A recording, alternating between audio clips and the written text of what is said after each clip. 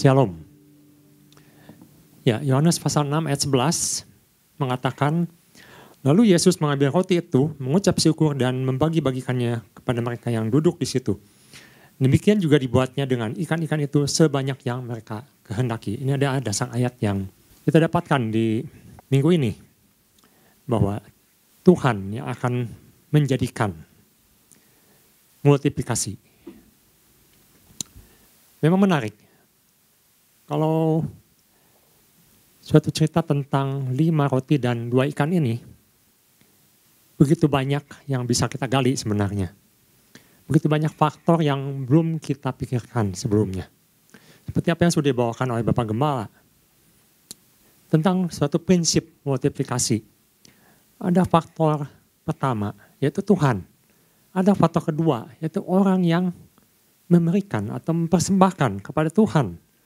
Dan terjadilah suatu multiplikasi atau disebut dengan produk. Di mana di sini catat lebih dari 5.000 orang yang mendapatkan makanan apa yang mereka butuhkan saat itu. Dan sangat menarik juga karena di sini melibatkan beberapa tokoh kalau kita baca di sini. Ketika Yohanes mencatat di sini ada orang-orang yang sengaja datang ingin mendengarkan khotbahnya Yesus, ingin mendengarkan pengajarannya Yesus. Begitu banyak, 5.000 laki-laki.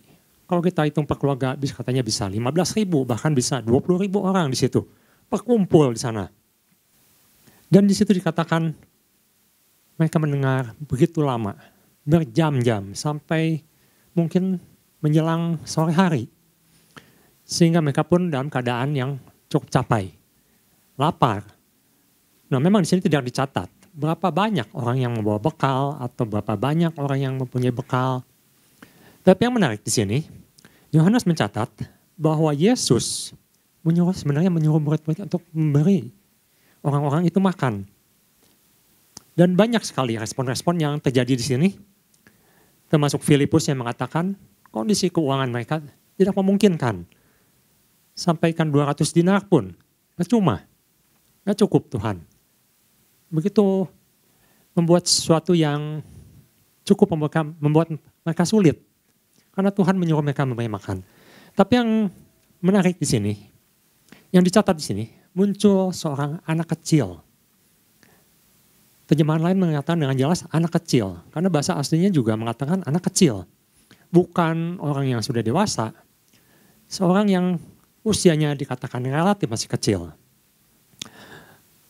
Dan orang ini atau anak ini muncul ketika Andreas membawanya. Suatu yang menarik. Apakah anak ini disuruh orang tuanya? Karena kalau dilihat dari usia, agak sulit seorang anak kecil membawa bekal sendirian. Biasanya mereka berkelompok. Banyak tafsiran-tafsiran yang mengatakan yang lainnya juga. Tapi pagi hari kita akan melihat ada sesuatu yang menarik ketika anak ini muncul dan mempersembahkan. Yang beberapa Gembala katakan mempersembahkan dengan tulus, dengan ikhlas. Nah kemarin kita belajar dari Bapak Gembala katakan bahwa dibutuhkan sesuatu yang ada pada kita terlebih dahulu. Bukan ada perlu satu modal atau faktor pengali. Dan dibutuhkan juga perkenanan Tuhan untuk melipat gandakan apa yang diberikan. Nah pagi hari ini mari kita lihat bahwa ada beberapa yang menarik yang bisa kita pelajari di sini mengenai prinsip-prinsip multiplikasi yang sebagai yang Tuhan sampaikan minggu ini. Yang pertama diambil dari Yohanes pasal 6 ayat ke-9. Di situ dikatakan, di sini ada seorang anak kecil yang mempunyai 5 roti jelai dan 2 ikan. Tetapi apakah artinya ini untuk orang sebanyak ini? Nanti kita akan lihat. Di sini menarik karena ada sebutnya roti jelai. Ada ikan. Apa itu roti jelai dan apa ikan kita akan sama-sama lihat pagi hari ini. Kita lihat di sini bahwa ada faktor kedua atau faktor yang membuat sesuatu itu bisa dimultiplikasi. Diperlukan suatu kesungguhan, diperlukan suatu pemberian atau persembahan. Memang dicatat dalam Alkitab persembahan ini ada beberapa tipe. Ini saya sampaikan ada beberapa yang saya ingat. Misalnya seperti Petrus. Petrus memberikan seluruh hidupnya atau memberikan semuanya untuk Tuhan. Di Matius pasal 19 misalnya, ayat 27 sampai 29, Petrus sempat menanyakan kepada Yesus, Tuhan, aku atau kami sudah meninggalkan segala sesuatunya, sudah memberikan semua hidupku untuk Tuhan. Lalu apa ya upahnya? Apa yang akan kami dapat? Tuhan katakan di ayat selanjutnya, di ayat 28, kata Yesus pada mereka, aku berkata padamu, sesungguhnya pada waktu penciptaan kembali, apabila anak manusia bersemayam di tahta kemuliaannya, kamu yang telah mengikut aku akan duduk juga di atas 12 tahta untuk menghakimi ke-12 suku Israel selanjutnya. Dan setiap orang yang karena namaku meninggalkan rumahnya, saudaranya laki-laki atau saudaranya perempuan, bapak atau ibunya, anak-anak atau ladangnya, di sini katakan akan menerima kembali 100 kali lipat dan akan memperoleh hidup yang kekal. Jadi ada upah untuk orang yang full life, memberikan hidupnya untuk Tuhan. Seperti yang dijanjikan Tuhan kepada Petrus. Tapi juga ada orang yang baru bisa mempersembahkan sesuatu yang kecil. Sesuatu yang kecil. Di sini jelas Filipus berkata pada Tuhan, ada sih yang dibawa Andreas, seorang anak kecil, cuma 5 roti, 2 ikan, tapi apa sih artinya? Ini menunjukkan sesuatu yang kecil menurut Filipus. Mari kita lihat, 3 roti jelai. Ini sesuatu yang menarik karena jelai itu adalah sesuatu sumber makanan semacam gandum, tapi bukan gandum. Kalau kita perhatikan atau kita pelajari, ternyata jelai ini lebih umum saat itu katanya dipakai untuk makanan ternak. Jadi sebenarnya jelai itu produk sampingan di mana lebih cepat bertumbuh, lebih banyak hasilnya jika ditanam, tetapi fokusnya sebenarnya adalah untuk binatang atau ternak, bukan untuk manusia. Dan nilai jelai ini ada suatu nilai yang agak jauh dibandingkan dengan gandum. Kalau gandum dibikin akan jadi roti yang baik, yang bagus, yang mahal. Tapi jelai ini nilainya kurang lebih 1/3 gandum. Wahyu pernah mencatat secupak gandum sedinar, 3 cupak jelai sedinar. Jadi artinya jelai ini nilainya hanya 1/3 gandum. Atau jika dijumlahkan 1 gandum itu sama dengan 3 jelai nilainya. Dan di sini katakan ada ikan. Katanya waktu itu ikan itu bukan ikan besar maksudnya atau ikan yang digoreng. Tetapi ikan yang diawetkan. Biasanya ikan ini ikan kecil yang diasinkan. Jadi di sini jelas sekali seorang anak membawa bekal untuk dipersembahkan yang menurut Filipus sesuatu yang kecil. Sesuatu yang nilainya agak kurang. Yaitu apa? 5 roti jelai yang terbuat dari jelai dan 2 ekor ikan. Ikan yang diperkirakan atau ditafsirkan cukup kecil, bukan ikan yang besar. Tapi yang menarik di sini, sesuatu makanan yang boleh dikatakan biasa dimakan oleh orang yang kurang mampu. Itu yang dibawa oleh anak ini. Mengapa saya sampaikan hal ini? Karena hal ini akan merubah atau harus merubah pemikiran kita. Kalau kita katakan atau seorang mengatakan kita harus berikan yang terbaik untuk Tuhan. Kita harus pertanyakan, terbaik menurut Tuhan atau terbaik menurut ukuran kita. Karena di sini jelas, anak ini membawa sebenarnya sesuatu yang kecil menurut Filipus, kecil menurut manusia, kecil menurut kualitas. Tetapi buat Tuhan ini ada suatu faktor pengali yang bisa menjadi berkat yang sangat besar. Makanan orang jelata, orang yang kurang mampu. Pertanyaannya, seseorang yang membawa makanan dalam kualitas yang seperti itu, di manakah kualitas yang lebih baik? Tidak ada yang membawanya. Tidak ada yang mempersembahkannya. Di manakah yang lain? Apakah cuma anak ini? Suatu pertanyaan. Tetapi yang jelas, anak ini datang membawanya kepada Yesus. Dan ini boleh katakan anak ini memberikan yang terbaik untuk Tuhan. Jadi ada orang yang bisa mempersembahkan segalanya seperti Petrus misalnya, hidupnya dia berikan. Tapi ada orang yang baru bisa memberikan sebagian atau yang sesuatu yang tanda kutip kecil ke hadapan atau kepada Tuhan. Ada juga orang yang sebenarnya bisa memberikan besar, tapi dia berikan separuhnya atau sebagiannya. Apakah ini jadi suatu masalah? Kita lihat bahwa Tuhan tetap menerima semuanya. Jadi yang pertama ini, poinnya adalah Tuhan menerima berapapun yang kita persembahkan. Dengan dasar di Yohanes pasal 6 ayat 9. Karena di sini dikatakan, ketika Tuhan menanyakannya pada Filipus, dikatakan di ayat ke-6 ini, sebenarnya Tuhan sudah tahu apa yang akan dia perbuat. Dengan kata lain, Tuhan hendak melakukan sesuatu di situ. Tuhan sudah ada planningnya. Tuhan sedang menunggu orang yang datang untuk mempersembahkan. Atau yang Bapak Gembala katakan, Tuhan sedang menunggu faktor pengalinya. Memberikan sebagian. Apakah memberikan sebagian ini sesuatu yang salah? Tuhan, saya punya satu bagian. Saya persembahkan sebagian. Kalau kita perhatikan di Kisah Para Rasul, di situ ada yang namanya Ananias dan Safira. Ananias dan Safira waktu itu menjual ladangnya. Mereka bersepakat, tapi bersepakat dalam hal yang tidak benar, yaitu membohongi Tuhan. Mereka berikan sebagian. Tetapi ketika Petrus bertanya, apakah ini semuanya yang kau persembahkan? Suatu pertanyaan yang dijawab oleh Ananias, iya, seluruhnya. Itu yang menjadi masalah. Ketika seorang mempersembahkan sebagian, tetapi dia katakan dia mempersembahkan semuanya.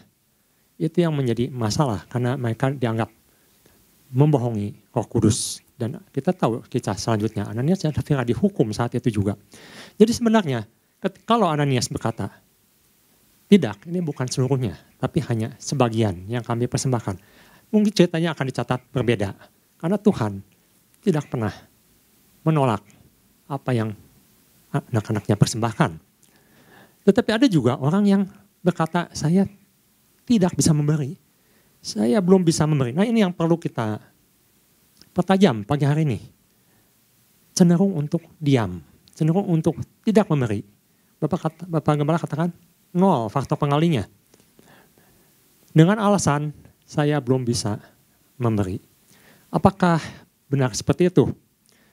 Mari kita hitung-hitungan. Misalnya, ini anggap hitungan angan-angan saja ya.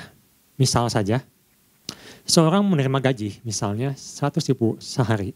Anggaplah itu 1 dinar. Dia bisa makan misalnya di pinggir jalan, di warteg, anggap sekali makan 25.000, dia bisa makan 3 kali.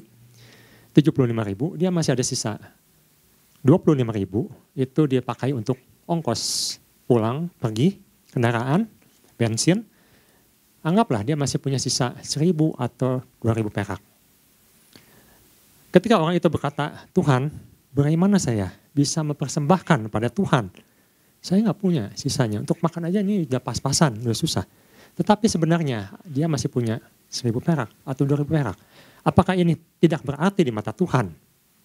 Kalau kita perhatikan, ketika ini dicatat, saya kira ini bukan sesuatu yang dicatat asal, tetapi dicatat dengan jelas. Ada roti jelai di sini. Ini ada sesuatu yang sebenarnya nilainya tidak begitu besar. Tetapi dipersembahkan kepada Tuhan dengan sungguh-sungguh. Masih ingat ada janda yang mempersembahkan di bait Allah hanya 2 peser. Itu menurut manusia hanya 2 peser. Kecil sekali. Jauh lebih kecil daripada 1 dinar. Tapi Yesus berkata dia berikan semuanya yang ada padanya. Mungkin hanya itu, sisa uang yang dia punya hari itu. Dia kasihkan semuanya pada Tuhan. Nah ini yang maksud saya katakan, apakah benar ketika seorang mengatakan, Tuhan, saya belum bisa memberi. Tuhan, saya tidak bisa memberi. Sebenarnya kalau kita mau jujur, kita masih bisa memberi kepada Tuhan. Hanya mungkin masalahnya besar atau kecil.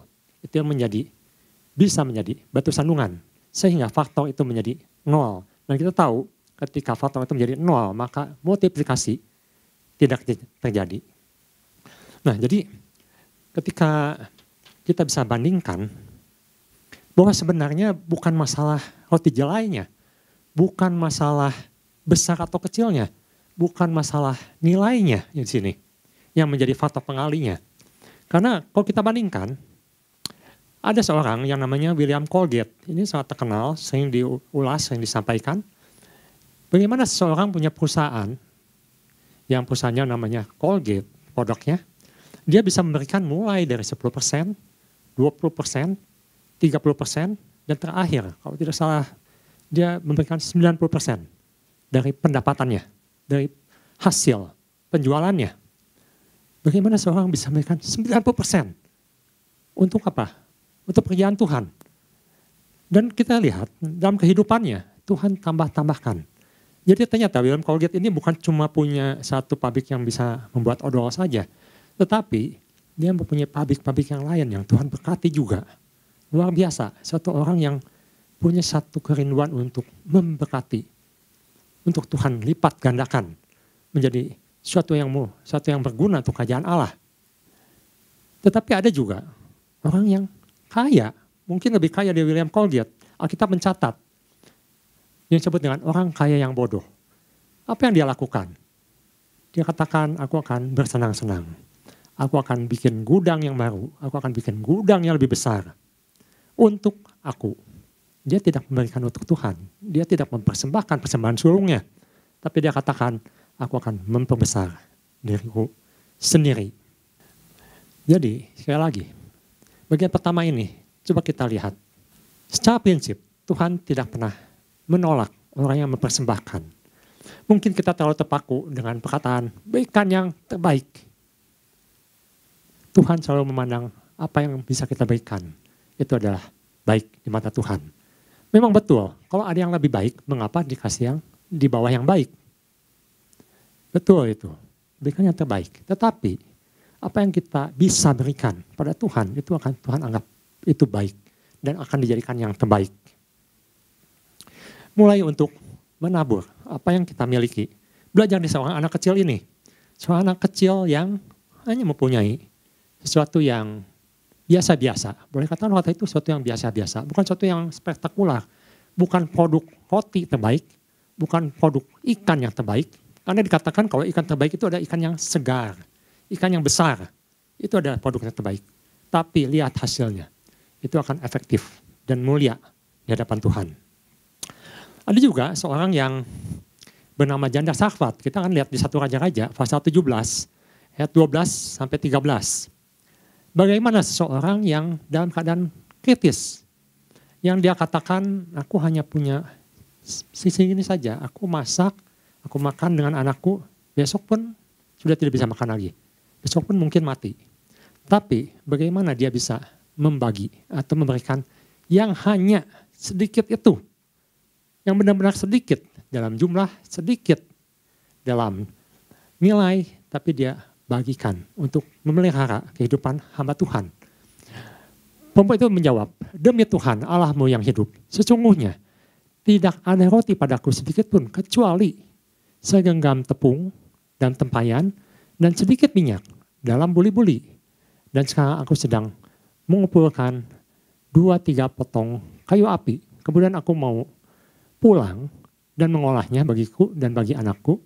Dan setelah kami memakannya, maka kami akan mati. Jadi suatu keadaan yang betul-betul kritis.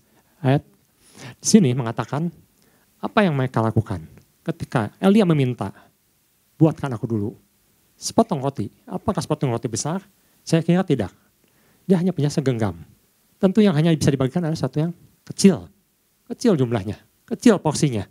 Tetapi nanti kita akan lihat Tuhan akan lipat gandakan.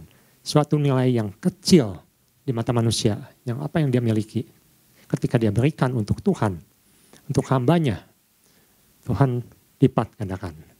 Jadi yang pertama, kita harus merubah mental kita. Ketika kita katakan yang terbaik, jika ada yang terbaik, berikan yang terbaik. Tetapi Tuhan tidak pernah menolak persembahan anak-anaknya. Itu prinsip yang pertama. Prinsip yang kedua, Tuhan menyambut orang yang datang mempersembahkan. Jadi kalau pertama tentang nilai atau jumlah atau kualitas, maka yang kedua ini mengenai pribadi. Tuhan tidak pernah menolak orang yang datang kepadanya. Kita perhatikan di sini bahwa kita di sini jangan sampai menghalang-halangi orang datang kepada Tuhan. Jangan mempersulit orang mempersembahkan. Jangan memperlemah orang yang mempunyai keinginan mengerjakan sesuatu untuk Tuhan. Yohanes 6 ayat 5. Ketika Yesus memandang sekelilingnya dan melihat bahwa orang banyak berbondong-bondong datang kepadanya, berkatalah ia pada Filipus, di manakah kita akan membeli roti supaya mereka ini dapat makan? Ini suatu pertanyaan yang sebenarnya retoris. Suatu pertanyaan yang sebenarnya tidak perlu dijawab. Karena Yesus sudah tahu apa yang akan lakukan. Tetapi ia ingin Filipus berubah dalam mindsetnya. Ayat yang ke-7. Jawab Filipus kepadanya, roti seharga 200 dinar tidak akan cukup. Kalaupun diberi uang 200 dinar, percuma. Tidak akan cukup. Diterima pun percuma. Tidak ada gunanya. Kita lihat ayat 9. Dikatakan di sini ada seorang anak yang mempunyai 5 roti jelai dan 2 ikan. Sekali lagi dikatakan, apa artinya untuk orang sebanyak ini? Dengan kata lain, Filipus sudah melakukan penolakan. Apa yang dianggap tidak worth it, tidak berguna, percuma. Tetapi kita bisa belajar di sini, seorang anak kecil yang mendatangi Tuhan Yesus, memberikan suatu persembahan yang nilainya kecil di mata manusia, itu bisa menjadi besar di mata Tuhan. Ketika Filipus melihat bagaimana Yesus menggandakan 2 ekor ikan ini, 2 ikan dan 5 roti ini, maka murid-murid berubah pikirannya, berubah mentalnya. Apa yang Tuhan tidak tolak, jangan kita tolak. Apa yang Tuhan tidak halangi, jangan kita halangi. Karena situasi bisa mengendalikan. Kita perhatikan di sini, apa yang dialami oleh Filipus, dia tertekan oleh situasi. Dia tertekan dengan keadaan. Dia tertekan dengan apa yang dilihatnya. Sama dengan Saul. Saul tertekan ketika dia melihat begitu banyak musuh di matanya. Dia lupa bahwa Tuhan bisa berbuat sesuatu. Dia lupa kalau dia adalah alat Tuhan. Dia bukan Tuhan. Jadi di sini Tuhan ingin kita berfokus pada Tuhan. Jangan berfokus pada situasi. Jangan berfokus pada keadaan. Jangan berfokus pada sumber. Yang bagian kedua, Tuhan tidak pernah berhutang. Ini adalah suatu prinsip. Yang pertama, kita jangan mempersulit atau menghalangi orang untuk mempersembahkan. Maka yang kedua, jangan menghalangi karena Tuhan itu prinsipnya sebenarnya tidak pernah berhutang. Ini suatu kabar baik untuk kita. Kita perhatikan di sini. Seorang anak kecil membawa 5 roti dan 2 ikan dalam sebuah keranjang. Nah ini menarik, kalau Ibu Bapak boleh bantu juga pelajari lagi. Karena saya sempat mencari keranjangnya seperti apa bentuknya. Para penafsir sih pernah mengatakan bentuknya seperti botol. Seperti botol. Jadi bentuk keranjangnya itu adalah membulat di bawah, mengecil ke atas. Lalu ada seperti tempat untuk mengambil yang masuk tangan gitu ya. Tangan orang dewasa bisa masuk. Jadi bentuknya seperti botol. Ketika Yesus melakukan satu mujizat, apa yang terjadi ketika mujizat itu sudah dilimpahkan kepada semua orang, dan semua orang menikmati, maka dikatakan di sini bersisa 12 keranjang penuh. Sisa 12 keranjang penuh. Memang tidak dicatat dalam Alkitab berapa banyak yang dibawa pulang sisanya. Apakah sisa ini dikembalikan kepada anak kecil ini? Tetapi kalau kita pelajari satu prinsip yang biasa Tuhan lakukan, Tuhan itu tidak pernah berhutang. Mari kita buktikan. 1 Raja-Raja pasal 17 ayat 14. 1 Raja-Raja pasal 17 ayat 14. Ini masih mengenai janda di Sarfat. Jadi katakan, sebab beginilah firman Tuhan, Allah Israel, tepung dalam tempayan itu tidak akan habis. Dan minyak dalam buli-buli itu pun tidak akan berkurang. Sampai pada waktu Tuhan memberikan hujan ke atas muka bumi. Ketika janda Sarfat ini memberikan bagiannya kepada Elia, maka Tuhan membalasnya. Apa dengan segenggam tepung lagi? Dikatakan di sini, tidak akan habis tepungnya. Apa dengan sedikit minyak yang dia pakai untuk buat roti? Dikatakan di sini, tidak habis minyaknya. Dengan kata lain, multiplikasi terjadi. Dan apa yang terjadi dengan janda Sarfat itu? Dia menikmati hasil multiplikasinya. Tuhan tidak pernah berhutang. Kita lihat wanita Samaria. Wanita Samaria ini didatangi Tuhan Yesus di sumur. Dan Yesus hanya meminta mungkin hanya segelas air. Dia katakan, tolong timbahkan air. Karena aku haus. Aku ingin meminum sedikit. Karena cuaca panas saat itu. Dan Yesus sedang beristirahat. Apa yang diberikan wanita ini? Kita perhatikan. Apa yang dibalas oleh Yesus kepada wanita ini? Wanita ini mungkin hanya memberikan 1 cup air minum. Tetapi Yesus membalasnya dengan air yang membual. Yesus membalasnya dengan air hidup. Yesus membalasnya dengan air yang terus mengalir, tidak bersudahan. Jadi kita perhatikan sini, bahwa prinsip Tuhan tidak pernah berhutang. Saya agak yakin, kalau anak kecil ini pulang dengan membawa 1 keranjang yang isinya 5 roti, 2 ikan, maka kemungkinan besar dia pulang dengan 1 keranjang yang penuh. Karena dikatakan sisa 12 keranjang. Dan kita tahu cerita selanjutnya, keranjang itu tidak dibawa oleh murid-muridnya. Kemungkinan besar dibagikan juga. Karena di situ nanti kalau kita baca di kitab-kitab sinopsis yang lain, di situ murid-murid mengatakan, kita lupa untuk membawa bekal. Mungkin yang maksud adalah roti yang tadi itu, yang Tuhan perbuat, 5 roti 2 ikan itu yang menjadi 12 keranjang bakul penuh. Jadi, kedua hal ini perlu kita renungkan dan perhatikan bahwa yang pertama, Tuhan tidak pernah menolak berapapun yang kita persembahkan. Dan mengenai nilainya, sesuatu yang kecil itu bisa berarti besar di mata Tuhan. Yang kedua, bahwa Tuhan tidak pernah menolak orang yang datang kepada Dia untuk mempersembahkan sesuatu. Dan Tuhan tidak pernah berhutang. Ini yang disebut dengan prinsip multiplikasi. Sesuatu yang kita berikan, sesuatu yang kita persembahkan untuk kerajaan Allah, maka Tuhan akan tambahkan, berlipat kali lipat.